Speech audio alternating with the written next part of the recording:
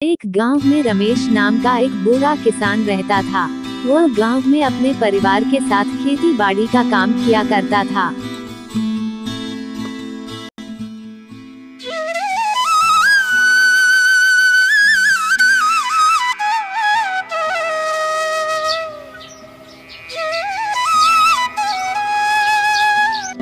एक बार की बात है, जब रमेश खेती बाड़ी का काम कर बैलगाड़ी से अपने परिवार के साथ घर आ रहा था।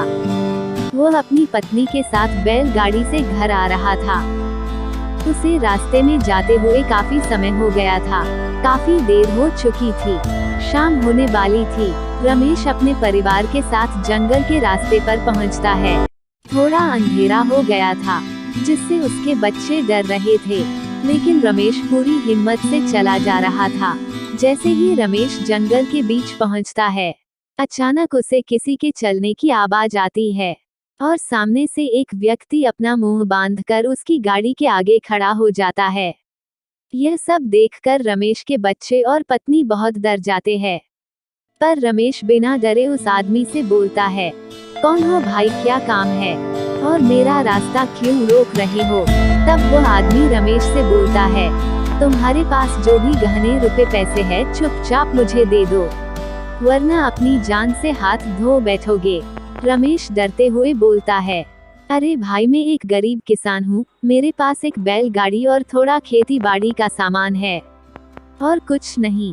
तभी एक और आदमी पीछे से बोलता है, लगता है तुमको अपनी जान प्यारी नहीं है, इसलिए हमसे झूठ बोल रहे हो।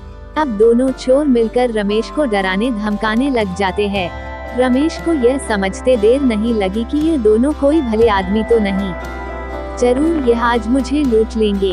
तब वह थोड़ा हिम्मत करके बोलता है, देखो भाई, तुम्हें जो चाहिए ले लो, पर मैं अपनी पोटली तुम्हें नहीं दूंगा। चाहो तो सारा अनाज, रुपए, पैसे, गहने सब ले जाओ। रमेश ने अपने परिवार को बचाने के लिए एक चाल चली। उसे मालूम था कि वे लोग ऐसे तो मानने वाले हैं नहीं, क्यों न बचने का कोई उपाय किया जाए।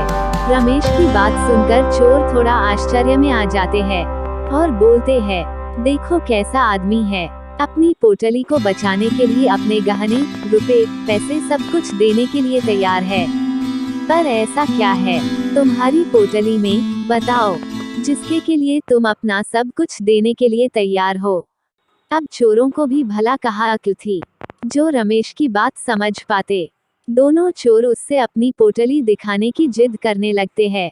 तब रमेश थोड़ा और उस पोटली को लेकर अपनी चिंता जताता है और कहता है, देखो भाई, तुम जो चाहो ले लो, पर मैं अपनी पोटली नहीं दूंगा। यह मेरी मेहनत की कमाई है, इसे मैंने बड़ी मेहनत से और सालों के कठिन परिश्रम से पाया है। तुम लोग भले मुझे मार भी दो, तब भी मैं पोटली नहीं दूंगा। अब तो चोर सब कुछ छोड़कर उस पोटली को लेने की जिद करने लगते हैं। चोर रमेश से बोलते हैं, हमें तुम्हारा रुपया, पैसे, गहने नहीं चाहिए, पर तुम्हारी इस पोटली में क्या है और ऐसा है इस पोटली में जो तुम अपनी जान से बढ़कर भी इसे मान रहे हो। अब तो चोर सब कुछ छोड़कर उस पोटली को लेने की जिद करने लगते हैं। इस पर रमेश फिर बोलता है, चाहे जो भी हो, मैं अपनी पोटली नहीं दूंगा। दोनों चोर रमेश से बोलते हैं, हम तुमको नहीं लूटेंगे, पर तुम अपनी पोटली हमें दे दो और इसका राज हमें बताओ। रमेश यही चाहता था। अब चोर उसे न लूटकर उसकी पोटली ही बस लेना चाहते थे। रमेश अपने मकसद में कामयाब हो गया था। तब वह चोरों को पोटली का राज बताने के लिए राजी हो जाता है। वह बोलता है कि इस पोटली में जादुई राख है, जिसको अपनी आंखों में लगाकर हम जमीन में गड़ा हुआ धन और खजाना भी ढूंढ सकते हैं। चोरों को लगा, जब खजाने की चाबी ही मिल जाए तो गहने और रुपए, पैसे का क्या? और रमेश से कहते हैं, अरे भाई, तो तुम हमें बेवकूफ समझते हो क्या, जो हम तुम्हें लूटेंगे? हम तो बस तुम्हें डराना चाहते थे। तो फिर ठीक है, तुम अपनी पोटली हमें दे दो और आराम से जाओ। रमेश ने तुरंत अपनी पोटली निकली और चोरों को दे दी और कहा, जब तुम इस पोटली की राख को अपनी आंखों में लगाओ तो एक दूसरे को बताना नहीं कि तुम्हें कितना धन मिला, नहीं तो ये काम नहीं करेगी। और झट से वहां से अपने परिवार और गाड़ी को लेकर निकल जाता है। जब चोर जंगल में जाकर उस पोटली की राख अपनी आंखों में लगाकर खजाना ढूंढते हैं। पहला चोर जैसे ही उस राख को अपनी आंखों में लगाता है तो उसे थोड़ी जलन होती है और वह बिना दूसरे चोर को बताए ही इधर उधर घूमने लगता है ताकि पोटली का जादू खत्म न हो जाए। अब दूसरा चोर भी राख को अपनी आंखों में लगाता है।